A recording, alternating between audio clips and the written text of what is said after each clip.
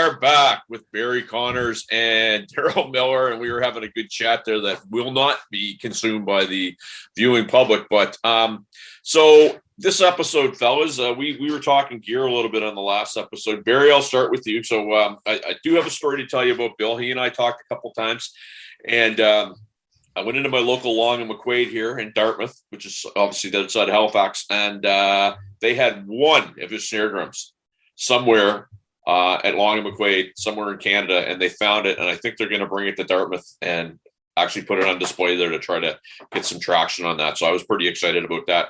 Talk about your gear, my friend. Okay, so it's really kind of embarrassing.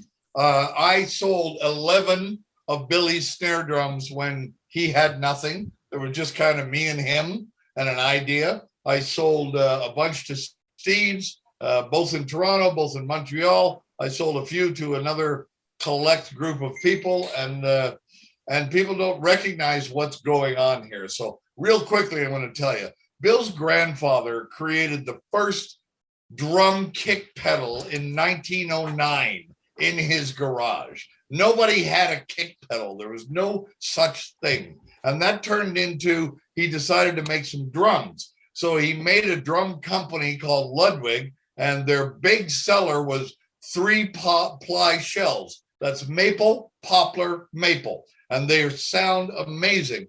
He ended up selling the company, and he started a new company called WFL. And those drums are, if in great condition, extremely rare and very expensive.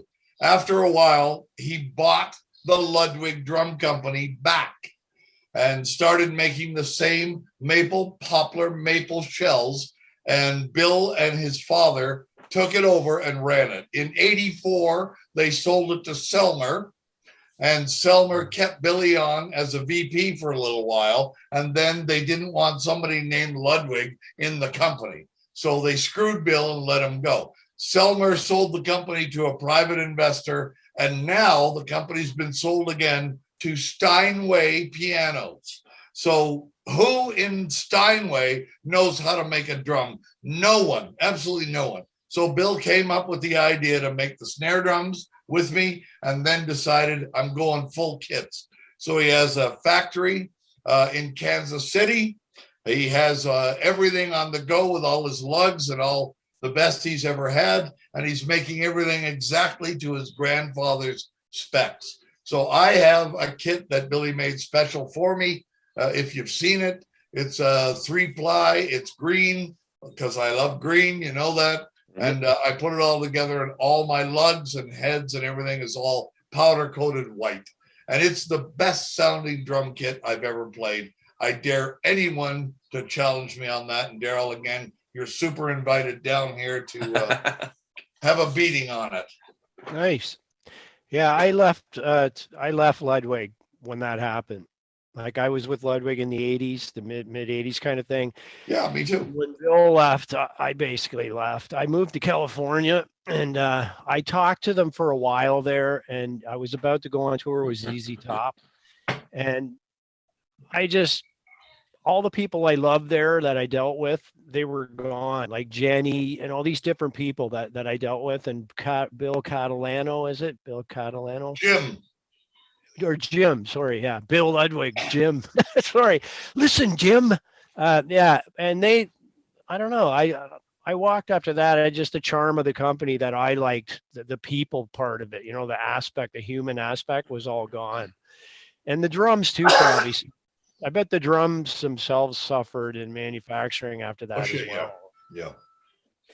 Well, you know, and I've told you many times, my whole history with Bill, it was Darrell Sweet on tour with Nazareth in Houston, Texas. And he said to me in the afternoon, "Hey, buddy, have you ever met Bill Ludwig?" And I said, "No, I was like 24. Are you kidding me? Bill Ludwig is like the god of the world." And Darrell said, "Hey, you're going to meet him tonight." Yeah. So I was like nervous as hell. I was having dinner with the crew and Holly, and a giant fist pounded down on the table beside me. And it was Darrell. And he said, "Buddy, stand up." So I did whatever Darrell asked me to do, and I stood up, and he said, "Buddy, Bill Ludwig." And Bill and I shook hands, and we became absolute best friends. I don't know what really it was, but it was like a best friend. when I went and got an endorsement, I toured the factory, and we were doing Get It On Credit. And I had finished all the drum tracks. And I went to visit the factory and get my new kit. And Bill said, don't go home. And I said, I can't afford a hotel anymore. And he said, oh, stay at my mom and dad's. So I was like, okay, I'll go stay at your mom and dad's. So he took me over and introduced me to his mom.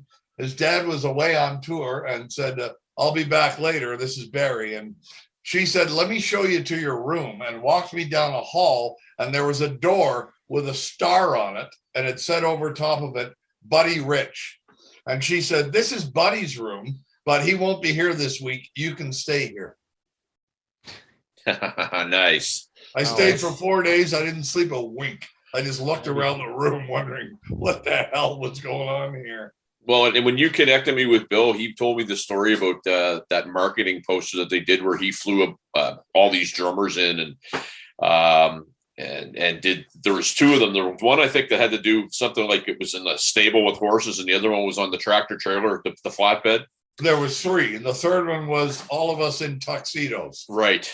Ludwig's 75th anniversary. Right on. Yeah. And he said that was all his brainchild, which I thought was very cool. Because, I mean, I grew up with that poster on my wall. You know what I'm saying? Yeah, it was really cool. And I have to tell this story because we're on the subject.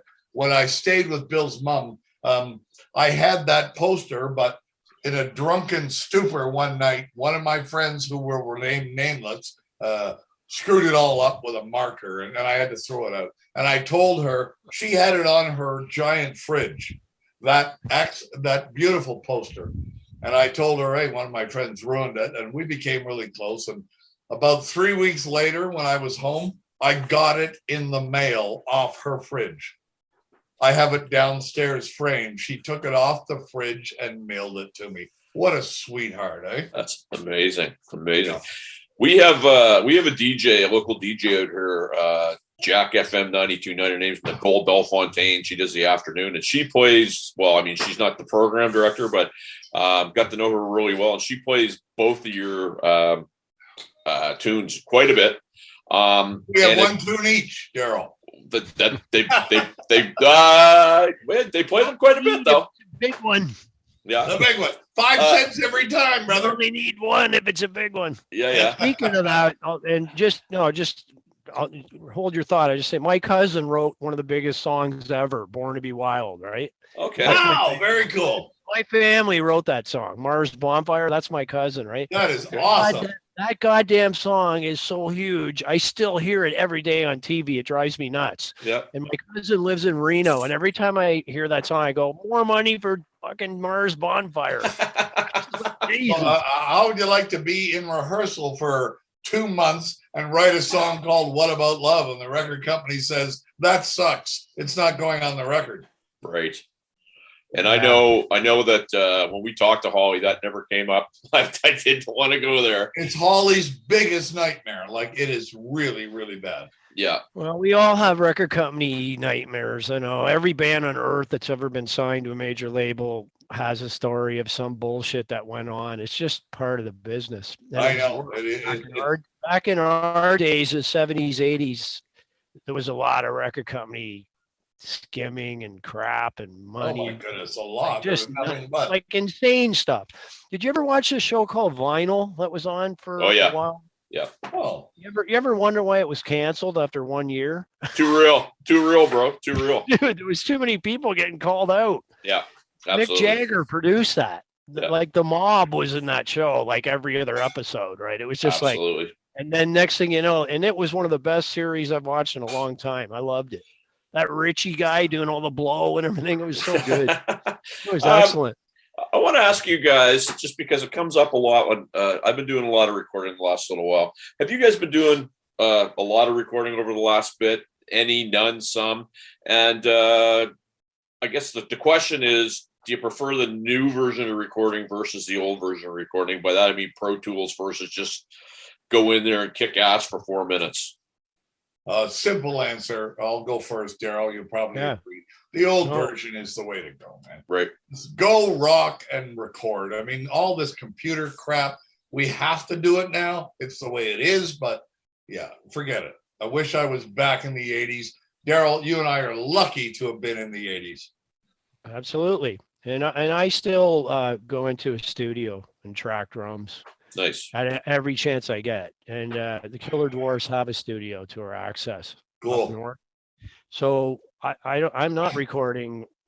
Well, sorry, Pro Tools though. I mean, I'd love to go analog again with a SSL board. I'd love that, but that's really far and in between these days. So yeah, most of the studios are equipped with Pro Tools, but that's okay. My whole thing is just the experience of playing live off the floor with your band in a studio situation. Absolutely. Try to hang on to that as long as you can, getting your guys in the studio with you when you track, you know. I was listening to, I think it was on iTunes. I don't remember the band, but it would have been like a 3 Days Gracious type band. And I'm listening to the drums and they sounded so precise. And I knew it was a person, maybe it wasn't a person playing. I'm almost sure it was, but they just sounded so precise and clean. And the human element just really seemed to not be there. I don't know if you guys find that in music today. Oh, yeah. Yeah, absolutely. I mean, I think Darrell and I are from the same world. I'd be crazy if I knew you didn't agree. John Bonham, Keith Moon, come on, greatest drummers ever, right? Yeah, absolutely. Yeah, some of the music today is still really good. It's great, but I'm finding, like you just said, that the stuff is cut. It's Pro Tool to death, and the drummers are playing the tracks, but they're taken into Pro Tools and they're so sculpted. It's almost like turns it into a drum machine. That's a good choice of words. Drums need to move a little bit. The art of a fucking pro great drummer like Bonham and all those guys from the day is that they could play to a click, they could play around a click, they could play with no click. They're just they're nails, right? It's the I don't know if you watched that guy on YouTube, but he does an evaluation of John Bonham with the tempo. And the tempo is all off. And you know what? Who gives a shit? It's amazing. Yeah. It's amazing. Wait a minute, though. Okay, wait a minute. It wasn't all off. It just... No, it wasn't all off. That's a bad choice. It moved. No, you're right. It moved. And they think, oh, my God, that's fucking a tragedy. No, it's 1,000% better than a click. No, ass. That's called breathing. That's called music. Exactly. That's called living. It's alive.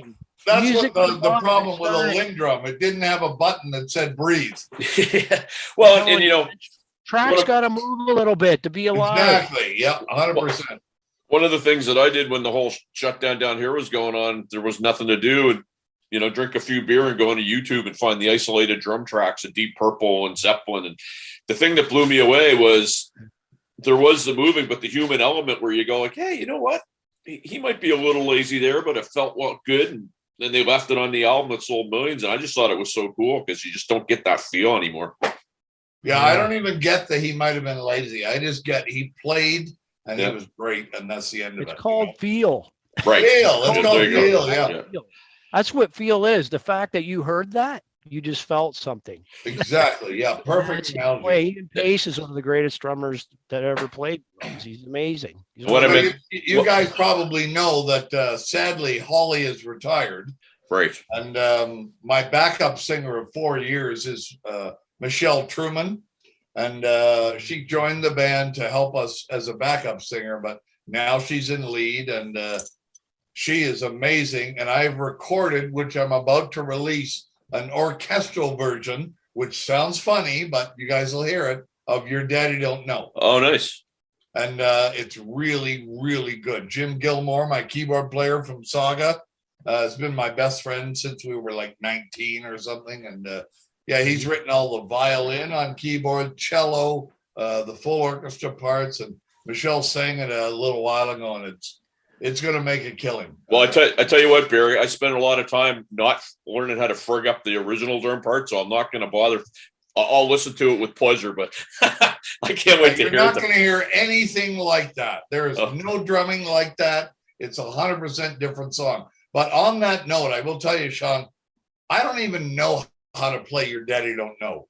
I just go on stage and play it, and then I hear it on the radio and go, That's not the way I play it anymore. So can I tell you one story? This is true. So the first night that I rehearsed it, and this is still ringing in my ears and all that stuff. And I mean, hey, it's your part. I play it as well as I can. The first night that we played, it was in the first verse where that kind of open hi-hat thing. And I was like, oh no, I messed it up. And then somebody had a tape of it and it was like, it was pretty on. And my biggest fear, I walked off the stage after the first set. I said, man, if Barry Connors sees that, he's gonna kick my ass. It was hilarious. But anyway, and great tune. I can't wait to hear that new version. Yeah, it's totally different. But if you watch me play it, you're gonna kick my ass because I don't remember. I mean, Dunk, you probably don't remember your version of 82's song. Yeah, well, yeah. There's so many tracks, right? I go re-listen to them if I really want to play the tune. I mean, that's one thing about that COVID condo kit thing that I do on YouTube. I went back and looked at some of the old catalog and I had to kind of relearn my own song and play it. Yeah. It was kind of weird because come on, man. It's something you haven't played in 30 years. You recorded it 30 years ago, but you haven't played it. Well, I'm very, very lazy, but in my band now I have Steve Shelsky from Coney Hatch. I was going to ask you who's in your band. Steve Shelsky from Coney Hatch plays guitar.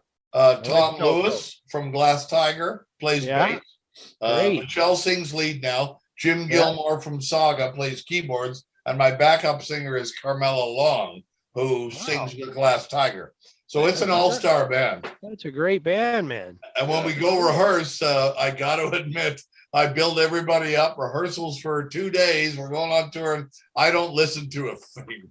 I just go play it, right? Sometimes I'm wrong, but most of the time I'm right. Sometimes somebody turns to me and goes, hey, wait, what are you doing? And I go, what? Did I do something wrong? So, gentlemen, I want to be respectful of your time. So to wrap, I got one question for each of you, and hopefully I'll set this up in a way that will work. But obviously, there's you guys have had long careers, and there's all kinds of different things you've recorded. But Barry, I'll start with you. If you could pick one tune that you've recorded that you would say, this is my thing, that if they were to put it on my headstone, it would be this song, what would it be?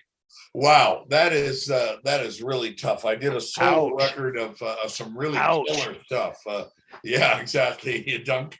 I don't know if you heard my solo record, but it's really prog and it's really hard drumming, and I work my ass off. But that's not the radio. So if you want to go for the radio, I love Toronto and I loved a lot of the songs.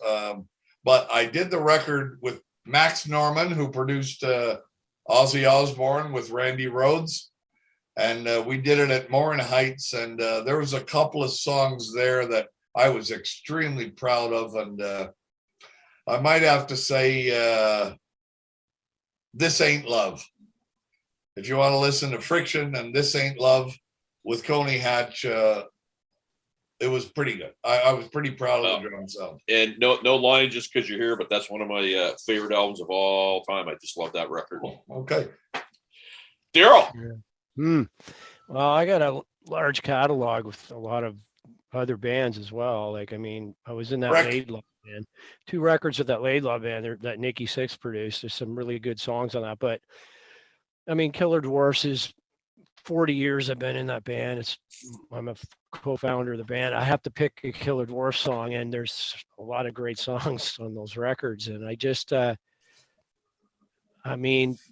could pick inside tracks that the drumming is more technical and whatnot. You know what I mean? I could pick a song like Union or Pride or something. It's got 2 change ups and different tempos, and it's great song. Really cool. You know what I mean? I could pick that song, but I'd have to say Dirty Weapons. Nice. Because the drum track is live. It's such a live. That's a good one. Yeah. I just knocked it out of the park. Like Andy Johns produced it, and it was a one taker. It was there's no editing. I just tracked that tune, one take, and it was kept. Digital recording. We had Andy Johns. Analog, man. Analog recording, one take. We had Andy Johns in rehearsal, and he was great. We decided on Max Norman.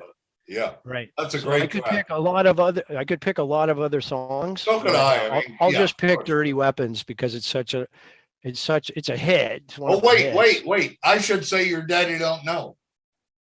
Well, That's supposed to no, be you a should laugh. stick with. That's supposed to be a No, laugh. you should stick with your other tune. Stick with your other tune. That's the tune Yeah, thank that you. you like. Well, That's the playing you liked. I don't know if you know the story, but I'll tell you real quick that we got that as a demo for Toronto, and we hated it. It was the worst garbage we ever heard. It was on a little cassette written by two guys, and one of your biggest hits. well, we hated it, and we got Network Records, and the president of Network Records flew up to our rehearsal. He wanted to sign us and make us famous, right? So we said in agreement in rehearsal, let's all make a little mistake. Let's not make this a good tune, and let's make them realize it's not that great. So we played it in rehearsal, and we all fucked it up. It was not great. And the song ended, and the guy from Network Records was smoking a big cigar, and he went, "That's a fucking hit. That's a hit." We thought, And you played it like shit, and it was a hit. there you go. And it's the biggest tune we ever had. Yeah, That's awesome. Hey, I'm proud of a band that sold 1 million records, and that was a big part of it. Well, not everybody can say that, right, boys? And look, I want to thank you guys for doing this. I've got to know you guys over the last couple of years. It's been great. And I will honestly say, I joke around a lot. I've got 7 licks that I use over and over again. And I got to say that there's probably a couple of them in there that I've stole from you guys. So I probably owe you some royalty checks at some point. Darrell, I want to check in with you after the cruise. See how some of you text, let me know how it goes. Barry, did you not say you have a gig or something coming up soon? No, they're both in August. One's with Darrell. I don't know, Darrell. I'll be there on the Friday. I don't know if I'll be there early enough to see you, but you'll be staying overnight. So we are going to have a long overdue time together.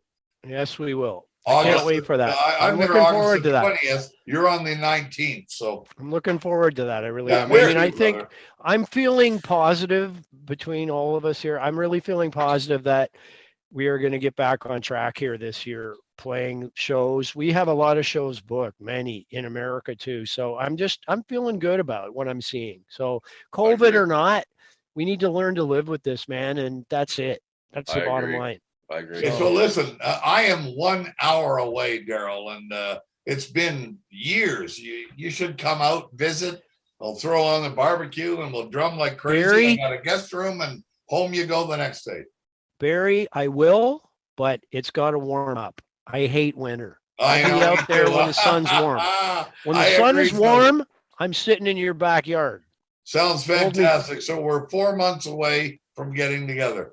There you go. And you know what? Hold me to that 4 months. Yeah, and let me say this. It's awesome seeing you, man. It's like you too, man. And Sean, you too, man. You're one of my great pals. I love your drumming. Don't ever sell yourself short. And it's great having me. Sell myself short. I'm in the Killer Dwarfs. No pun intended. Hey, you got to tell Russell I said hello. I will. Russ is doing good. I will. But yeah, man, we're Barry and I are definitely a couple of the last old dogs left that still can deliver on a kit, man. I mean, think about it. Listen, there's not many of us left, all right? You got to give kudos to us that we can actually get up and do that. No question, boys. And I will tell you, I'm hopeful to get up there soon too, and I will definitely look you fellows up. And thanks a lot for doing this. This was a lot of fun. Darrell, get back to your game. Let us know how it goes. Yeah, it's 6-0. The Leafs got it. Super. Game's over. Thanks, fellas. All right, guys. Cheers, man. See you soon. See you soon, bud. Later. Cheers, man. Bye. Bye.